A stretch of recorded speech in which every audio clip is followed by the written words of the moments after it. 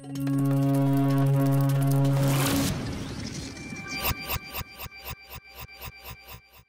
penonton Cokro dan Peace, kali ini saya bertemu dengan Bung Ihsan Ramadan.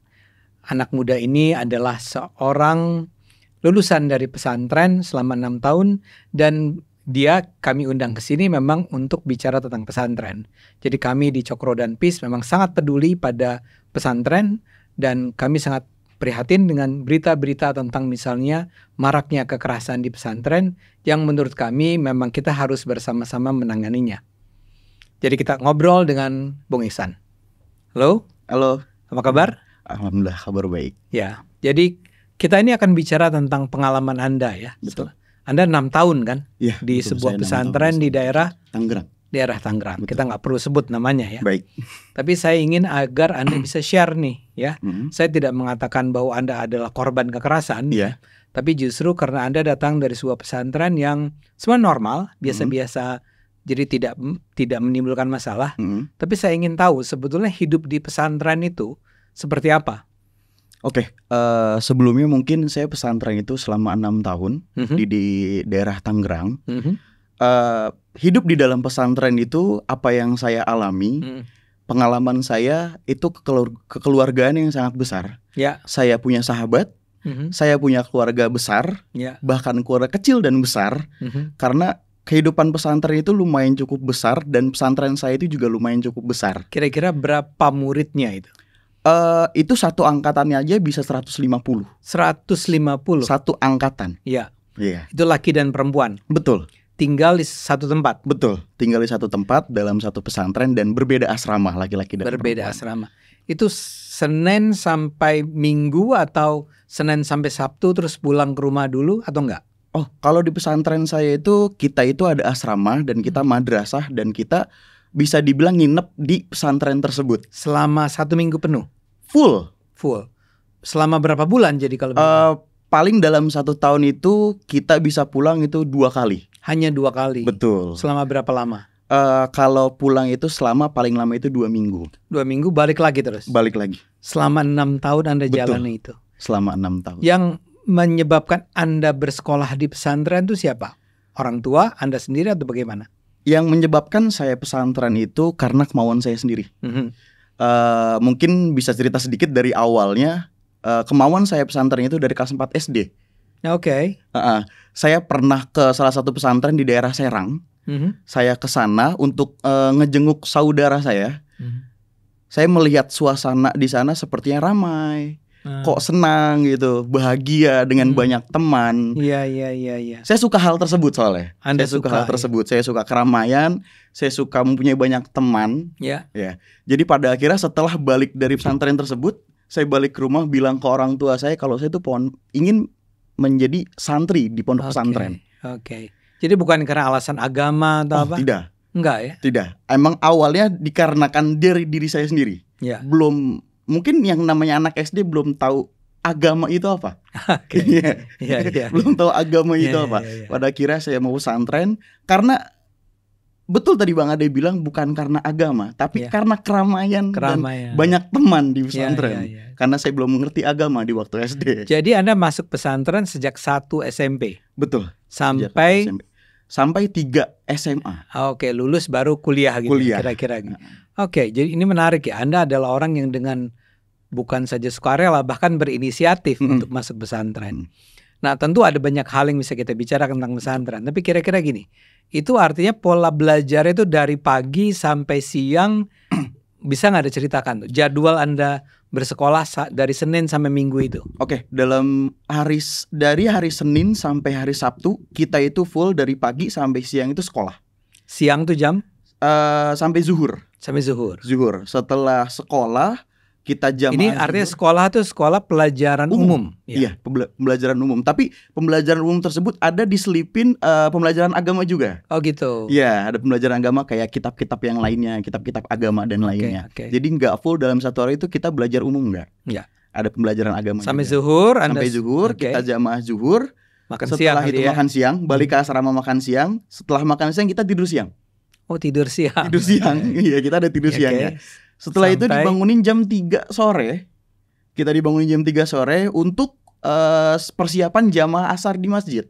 Oke. Jamaah asar di masjid. Setelah jamaah asar kita baru ngaji kitab kuning. Jadi bukan sekolah lagi ya, Enggak. tapi mengaji kitab kuning sampai maghrib. Sampai maghrib. Habis itu sholat maghrib, ngaji Al-Quran. Makan malam dulu nggak? Belum. Oh belum. Belum. Ngaji lagi. Ngaji Al-Quran lagi. Setelah ngaji Al-Quran kita jamaah Isya. Jamaah Isya. Iya. Setelah jamaah Isya baru balik ke asrama lagi untuk kita makan malam. Makan malam. Betul. Setelah makan malam kita ngaji lagi. Ngaji kitab lagi. Di asrama. Di kelas ngaji. Oke. Ada di kelas, kita ngaji di kelas itu sampai jam 9. Kita ngaji 9 di kelas. malam. Setelah ngaji di kelas, ngaji kitab di kelas, itu kita kumpul di lapangan. Ramai-ramai kita ngumpul di lapangan untuk kayak mungkin ketika sekolah ada PR atau ada hafalan. Jadi kita ngerjain di lapangan tersebut untuk ramai-ramai. Oke. Gitu. Itu setiap hari sampai hari Sabtu. Sampai hari Sabtu. Hari Minggu? Hari Minggu kita full ekskul. Ekskul. Iya. Seperti marawis, ado, pencak silat. Nyanyi dan yang lainnya. Nggak ngaji sama sekali? Nggak. Karena memang hari Minggu itu bisa dibilang hari free lah. Hari free. Itu sekolah boleh saya tanya mahal nggak? Ketika zaman saya sih belum terlalu mahal ya. Belum terlalu. Kalau sekarang udah mahal. Lumayan. Oke. Jadi itu yang Anda jalani selama 6 tahun ya. Itu Anda tinggal di asrama. Tentu aja laki dan perempuan ya, terpisah ya. Terpisah. Itu satu kelas, satu kamar berapa orang? Satu kamar itu bisa 20 sampai 25 orang. 20-25? Betul. Itu tapi kamarnya cukup besar. Karena kamarnya cukup besar. Oke. Kalau yang lain tentang makan dan segala macam itu oke. Masing-masing kok kita. Oke. Nah sekarang kita mulai bicara tentang apa yang Anda alami di sana. Seperti saya katakan tadi, concern kami adalah soal kekerasan. Ya, saya tahu sekolah Anda atau tadi saya katakan, saya rasa sekolah Anda bukan sekolah yang dikenal karena tradisi kekerasan yang tinggi ya. Betul. Barangkali justru sekolah Anda tuh semacam contoh mainstream pesantren-pesantren yang ada. Ini bisa disebut pesantren modern kan? Iya betul, pesantren modern. Nah tapi Anda sendiri pernah mengalami kekerasan tidak? Kalau disebut mengalami kekerasan saya pernah. Oke, boleh cerita? Kekerasannya mungkin yang pertama dalam bullying dari kakak kelas. Kakak kelas. Iya, itu saya pernah merasakan hal seperti itu. Saya pernah dipukul, saya pernah ditonjok. Boleh ceritakan agak lebih detail? Oke. Jadi awalnya itu mau jamaah asar. Saya mau jamaah asar setelah sehabis tidur siang. Mau jamaah asar, siap-siap. Ini sorry, Anda kelas berapa nih? Waktu itu kayaknya kelas 3 SMP. Kelas 3 SMP? Iya, kelas 3 SMP. Mau jamaah asar di asrama. Jadi di pondokan kita itu kalau misalnya ingin jamaah atau ingin belajar, di asrama itu selalu dihitungin 1 sampai 10 dengan bahasa Arab. Sama kakak kelas, sama bagian pengurus. Dihitung artinya apa nih? Untuk kita turun rame-rame dari asrama atau dari kamar menuju ke masjid. Oke, yang jaraknya nggak jauh? Nggak jauh. Iya. Nggak jauh dari asrama, nggak jauh. Makanya kita jalan kaki aja ke masjid. Sama kakak kelas dihitungin 1 sampai 10 dengan bahasa Arab. Singkat cerita, setelah kakak kelas itu sudah ngitung 1 sampai 10, sedangkan saya udah melewati pintu asrama pada angka ke-10. Iya, saya udah melewati pintu asrama. Tapi agak tipis banget dong. 10 baru keluar. 10 saya udah keluar. Udah keluar asrama. Tiba-tiba saya ditarik dari belakang. Saya ditarik dari belakang, dimasukin ke salah satu ruangan di asrama. Ya udah di situ saya dipukul, ditonjok, ditendang. Oke, oleh kakak kelas dengan 1 orang. 1 orang kakak kelas. Anda 3 SMP, kakak kelas Anda kelas berapa? Kelas 2 SMA. Kelas 2 SMA. Dipukuli kira-kira berapa lama? Anda ingat gak? Kemungkinan 15 sampai 20 menit. Itu lama loh. Lumayan. Dipukuli. Jadi Anda gak sholat dong? Ketika selesai dipukulin, saya ke masjid terus sholat. Teman-teman Anda ngelihat Anda gak? Nggak ada yang ngelihat. Nggak ada yang ngelihat? Iya. Selama dipukuli, Anda nggak melawan? Nggak melawan, karena mungkin ketika itu badan saya belum segini ya. Iya. Masih lumayan agak kurus lah. Tapi kakak kelas tersebut badannya lebih besar dari saya. Ya Allah. Oke. Setelah selesai itu Anda pernah ketemu nggak dengan si kakak kelas ini? Pasti pernah dong? Pernah dong. Bahkan sampai sekarang saya lulus sudah pernah ketemu juga. Dan apa? Ya udah kayak Dia ingat Masa nggak lalu. Anda pernah mukulin Anda? Pernah saya bahas ketika kita sama-sama udah alumni. Iya. Pernah saya bahas, pernah saya cerita juga, pernah kita ngobrol bareng Iya. juga. Dan saya ngebahas ketika dia mukulin saya waktu itu. Jawaban dia, karena gue kesal sama lu. Entah kenapa gue kesal sama lu. Walaupun lu udah keluar dari asrama, gue udah ngitung sampai 10, tapi gue gak tahu kenapa gue ngeliat muka lo aja kesal. Dia kenapa sih nggak tahu ya? Anda pinter kali nggak? Kayaknya enggak. Oke, Anda dipukulin ya. Iya. Dan kalau 15 menit musinya ya lumayan lah ya. Sama. Anda nggak ngadu, nggak apa? Enggak, ketika itu enggak ngadu sama sekali. Tapi Anda cerita sama Cerita. teman. Saya enggak ngadu dengan orang tua, tapi saya cerita dengan teman-teman saya aja sih paling. Dan teman-teman Anda bilang, Ya udah. ya itu ya. saya bisa bilang itu adalah sesuatu yang biasa terjadi. Bisa ya. Jadi Anda juga tahu teman-teman Anda juga pernah digituin. Pernah. Dan oke, itu satu ya. Ada cerita lain mengenai diri Anda dulu nih. Kalau diri saya pernah juga, mungkin nggak tahu bullying, nggak tahu apa ya. Tapi saya dihukum karena nggak jamaah maghrib. Nggak jamaah maghrib. Mana Anda itu? Ya sedikit bandel ya. Sedikit bandel. Karena nggak jamaah maghrib. Terus satu hari itu ada, jadi ada di hari Sabtu itu kita kayak untuk evaluasi dalam 1 minggu dengan kepengurusan dari bagian pendidikan, keamanan, kesehatan dan yang lainnya. Itu untuk evaluasi dalam 1 minggu, apa yang salah, apa yang harus dikoreksi. Ini evaluasi oleh guru? Bukan, jadi bagian pengurusnya aja. Mungkin kalau di sekolah luar biasa OSIS. Di sekolah biasa? Ya? Iya. Mungkin kalau kita pondok pesantren itu pengurus. Dan itu ada bagiannya masing-masing. Si kakak-kakak kelas ini? Iya, dan kakak kelasnya itu di kelas 2 SMA. Dia memperhatikan kalian nih, si adik-adik kelas? Dari kelas 1, kelas 2, kelas 3 SMP, dan kelas 1 SMA. Kelas 1 SMP, kelas 2 SMP, kelas 3 SMP, dan 1 SMA. Betul. Itu diawasi oleh? Kelas 2 SMA. Kelas 2 SMA. Setiap siswa 2 SMA itu mengawasi berapa banyak? Seluruhnya. Oke. Jadi di kelas 2 SMA ini itu ada bagiannya masing-masing. Jadi kayak contoh di bagian pendidikan bisa 5-6 orang, di bagian kesehatan, di bagian keamanan. Jadi ada bagian masing-masing. Kayak gitu. Ini pasti yang paling preman yang keamanan. Betul.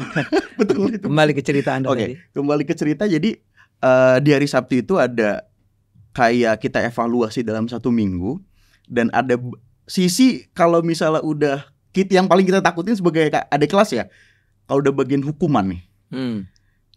Mungkin pada keringet dingin, deg-degan gitu, siapa yang akan dihukum nih? Kita buat apa nih? Kita buat salah apa nih dalam 1 minggu kan? Nah, mungkin pas ketika di bagian pendidikan nama saya dipanggil karena saya ketahuan nggak jamaah maghrib waktu itu. Jadi Anda pernah miss atau melewati jamaah maghrib. Betul. Dalam 1 minggu itu? Enggak dalam 1 minggu, dalam 1 hari aja. Iya enggak. Ya artinya dalam 1 minggu terakhir, 1 hari Anda pernah nggak sholat maghrib? Betul. Itu diketahui oleh kakak kelas tersebut. Tapi ketika Anda tidak sholat maghrib itu Anda nggak ditegur? Nggak ditegur, ya udah biasa jalan aja. Tapi dicatat, Ihsan nggak sholat, tidak jamaah maghrib. Ditunggu sampai hari Sabtu. Hari Sabtu.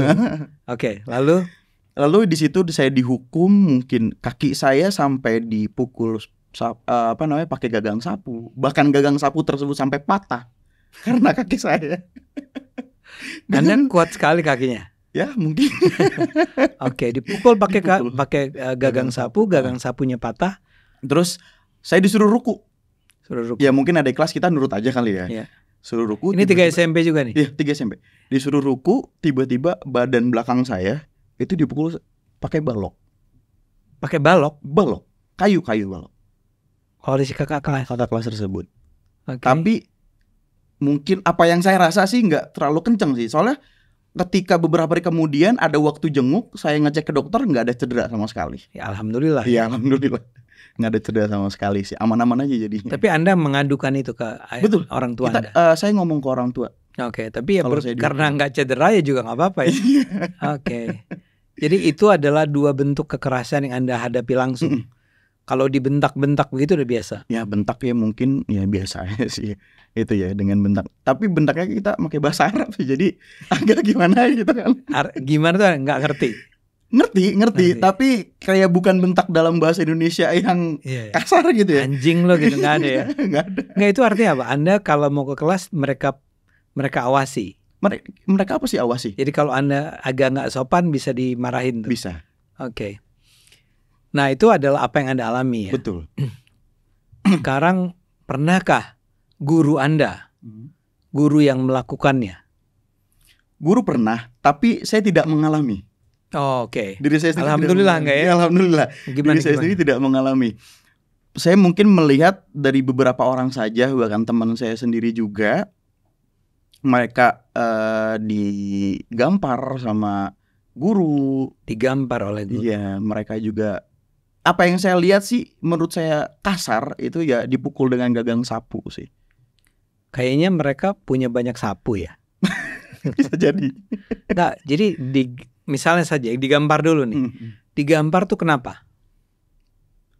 Waktu itu yang saya lihat karena diketahuan ngerokok. Oke.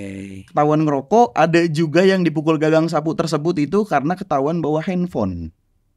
Oh, itu terlarang. Itu nggak boleh.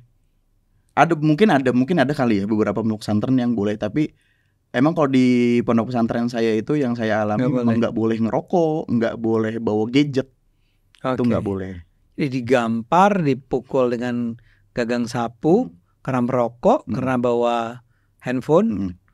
Bahkan handphone tersebut dirusak oleh si guru. Nah, terhadap apa yang dilakukan oleh si guru, anak-anak itu mengadu nggak? Kalau itu sih saya nggak melihat kalau dia ngadu atau enggaknya. Saya nggak tahu kalau itu. Nah, itu dari guru. Kalau dari kakak kelas yang Anda ketahui? Yang saya ketahui, ada salah satu momen itu beberapa orang ngerokok di kamar mandi. Beberapa? Iya. Ngerokok di kamar mandi, ketahuan kakak kelas di bagian keamanan, ketahuan sama bagian keamanan ngerokok di kamar mandi. Orang tersebut dibawa ke asrama yang bisa dibilang satu circle itu semua kakak kelas, kayak bagian pengurusan aja. Dibawa ke situ, saya mungkin agak ngintip sedikit, mereka di situ dipukulin.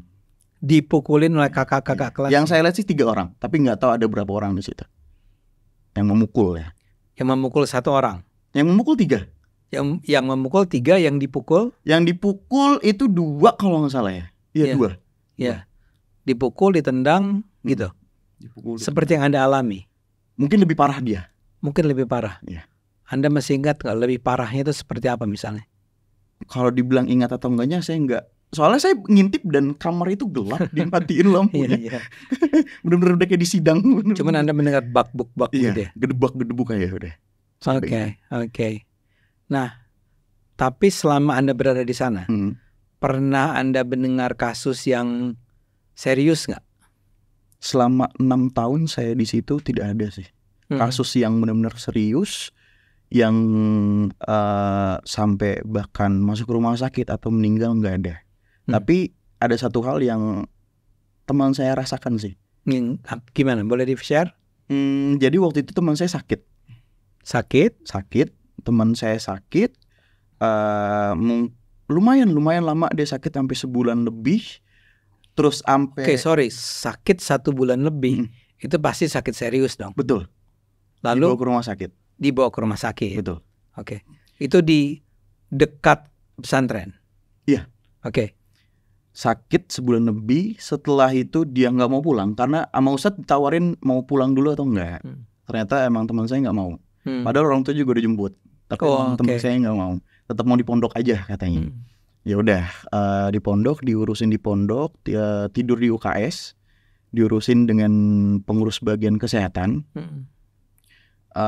Sakit dalam 1 bulan lebih. Terus Anda ingat sakit apa? Nggak tahu sakit apa ya, lupa sakit apanya. Lalu ketika itu di bagian kesehatan ngecek kalau dia ini merasa kayak udah nggak sakit lagi, udah sembuh. Bagian kesehatan ngecek, bahkan dokter dari klinik datang ke situ ngecek nih, ini orang tuh udah sembuh. Ini orang udah sembuh. Setelah 1 bulan itu ya? Iya. Ini orang udah sembuh, udah nggak sakit lagi, tapi kok dia masih merasa diri dia itu sakit. Dan dia nggak mau sekolah, nggak mau jamaah, nggak mau ngaji gitu kan. Jadi ya udah di UKS aja. Kayaknya jadi penghuni UKS dia. 1 bulan. Terus. Setelah itu mungkin saya nggak tahu tuh di sidang diinterogasi lah oleh bagian kesehatan dan keamanan. Oleh kakak kelas nih. Betul. Ya? Bukan oleh guru ya? Enggak. Oleh kakak kelas. Diinterogasi sama kakak kelas di bagian kesehatan dan keamanan. Entah kenapa tiba-tiba saya ngedenger gedebak. Apa yang terjadi? Dipukulin lagi? Iya. Orang ini kan masih sakit bukan? Ternyata dia bohong. Ternyata dia nggak sakit. Betul. Dan udah sembuh. Oh, mungkin pernah sakit tapi udah sembuh. Iya. Dipukulin oleh beberapa orang. Iya. Saya nggak tahu berapa orangnya, karena saya cuma ngedenger aja. Nah, kalau dipukulin rame-rame semacam itu, serius nggak akibatnya? Serius. Dia ngadu ke orang tuanya. Oke, dia mengadu ke orang tuanya, dan kakak kelas tersebut akhirnya dikeluarin dari pondok. Dikeluarkan dari pondok. Oke, gara-gara pengaduan itu. Betul. Oke, jadi dan ini kan mereka udah kelas 2 SMA. Mereka keluar. Oke. Jadi keluar tanpa lulus ya? Kelas 2 SMA. Sorry. Dia itu kelas 3 SMA. Jadi kan bagian kepengurusan itu 1 tahun ya, jabatan 1 tahun. Okay. Jabatan 1 tahun dari kelas 2 sampai kelas 3 sebelum dia ujian nasional. Sebelum dia ujian nasional. Belum. Ya. Sebelum bahasanya mungkin sebelum wisuda. Ya. Sebelum lulus lah. Ya, sebelum lulus ya. Oke. Itu terjadi. Dan dia dikeluarkan. Dikeluarkan setelah ujian nasional. Oh, jadi cukup fair lah ya. Bukan cukup fair. Cukup memberi peluang bagi si anak-anak itu lulus dulu deh, baru dikeluarkan. Sebenarnya nggak ada artinya juga dong. Emang udah kelas 3 SMA kan? Oke. Tanggung ya. Nah, menurut Anda dari apa yang Anda ketahui, kan kekerasan demi kekerasan terjadi. Dan dalam kasus yang terakhir ini barangkali karena over lah ya kekerasannya, sampai akhirnya ada sanksi. Tapi kalau kekerasan yang lain dilakukan oleh senior kepada juniornya, kayak yang tadi yang rokok digebukin oleh 3 orang, itu para pelaku kekerasannya itu ada nggak yang diberi sanksi oleh guru? Ketika itu para guru nggak tahu. Nggak tahu. Dan kita sebagai adik kelas itu udah takut dengan ancaman mereka. Oke, diancam apa? Ya entah. Nanti lu kalau ngadu ke ustadz lu gue gebukin lagi lu. Iya. Jadi guru nggak tahu, nggak lihat langsung, nggak ada juga yang mengadu. Nggak ada. Korban pun, kalau kita sebut korban ya, juga nggak mau melapor. Betul. Oke. Betul itu. Atau bahkan ketika dia mengadu ke orang tua, orang tuanya pun nggak mendatangi sekolah untuk bilang, kok anak gue dipukulin? Mungkin ketika zaman saya nggak ada yang ngadu ke orang tua. Nggak ada yang ngadu sama sekali ya. Sehingga itu terjadi ya. Iya. Nah, menurut Anda kenapa sih guru-guru itu memberikan, saya kan sekolah umum, kan nggak pernah ada di sekolah-sekolah itu, di sekolah kami, senior itu mengawasi. Itu kenapa menurut Anda di pesantren itu dilakukan? Sorry. Jadi kalau misalnya di pesantren itu, mungkin di pesantren saya, memang betul ada bagian pengurus di beberapa bagian pendidikan dan yang lainnya, itu memang mengawasi adik kelasnya. Karena tapi itu ditugaskan dari ustadz, dari para guru. Betul. Ya kenapa ya? Masing-masing. Karena guru-guru disebut itu tidak semua guru itu tinggal di pesantren. Jadi ada juga dari guru dari luar. Iya.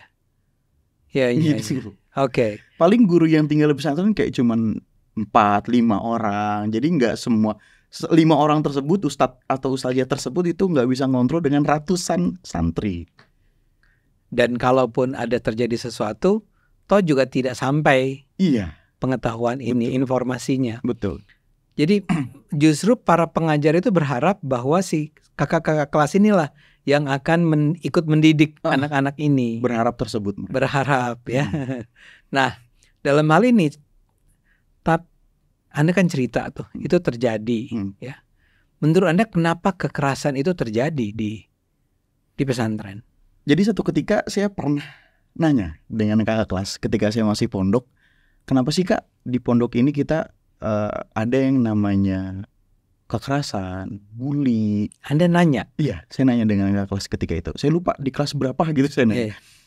Saya nanya dengan kakak kelas, jawaban mereka, ya itu hawa nafsu kita aja. Karena dulu kita sebagai adik kelas kita pernah merasakan. Jadi kita hawa nafsu kita itu dendam kalau adik kelas itu harus merasakan apa yang kita rasakan. Dendam. Iya. Jawaban kakak kelas tersebut seperti itu.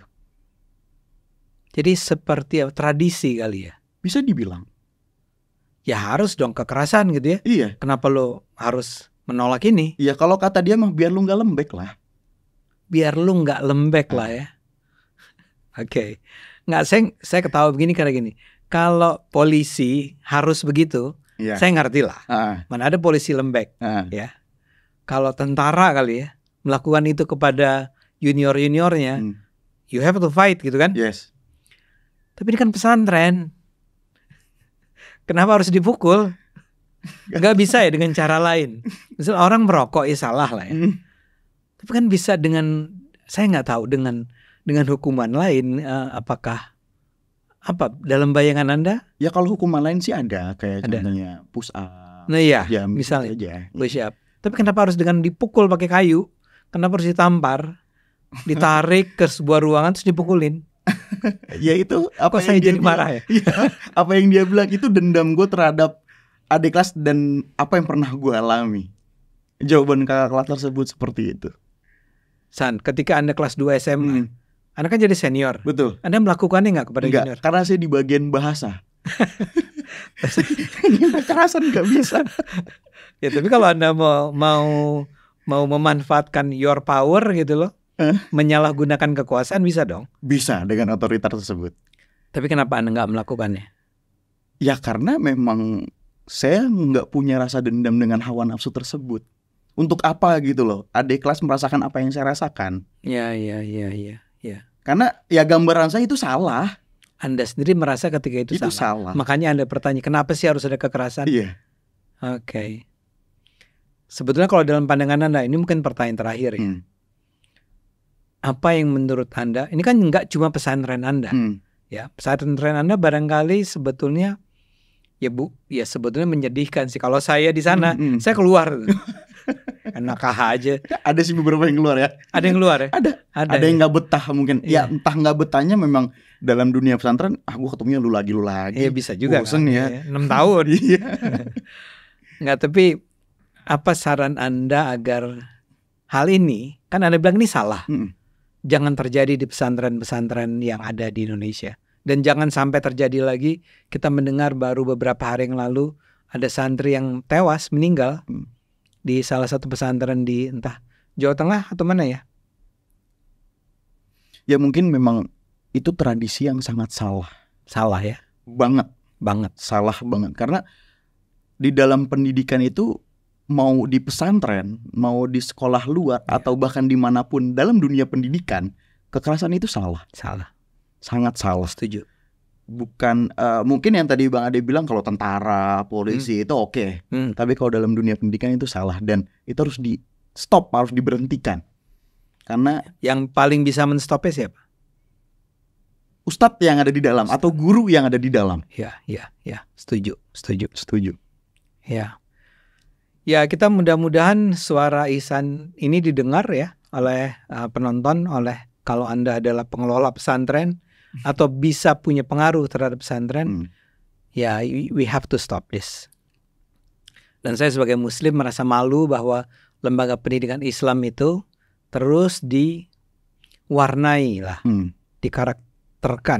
karakteristikan dengan kekerasan demi kekerasan. Terima kasih San. Mudah-mudahan pesantren-pesantren Indonesia bisa menjadi lebih baik. Amin. Berharap banyak. Ya, makasih. Terima kasih penonton. Kita ketemu lagi di percakapan kita selanjutnya.